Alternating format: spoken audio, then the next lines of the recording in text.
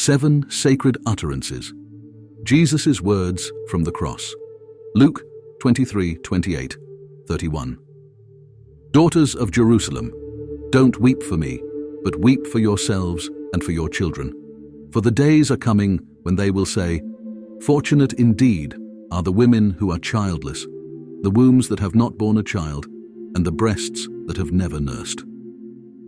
People will beg the mountains, fall on us, and plead with the hills, bury us.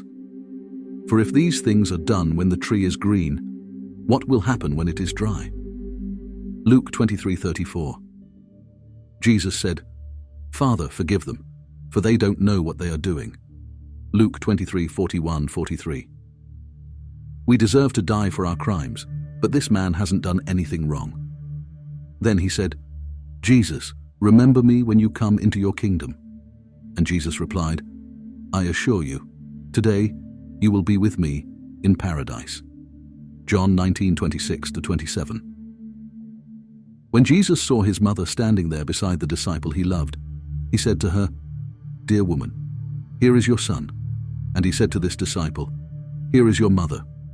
And from then on this disciple took her into his home. John 19:28. Jesus crucified in cross to fulfill scripture, he said, I am thirsty. Matthew 27:46.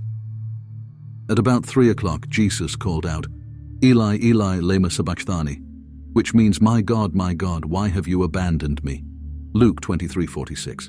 Then Jesus shouted, Father, I entrust my spirit into your hands. And with those words he breathed his last. Cruel mockery, the coronation and humiliation of Jesus before crucifixion. Matthew 27:29, 31. They wove thorn branches into a crown and put it on his head, and they placed a reed stick in his right hand as a scepter. Then they knelt before him in mockery and taunted, Hail, King of the Jews! And they spit on him and grabbed the stick and struck him on the head with it. When they were finally tired of mocking him, they took off the robe and put his own clothes on him again. Then they led him away to be crucified.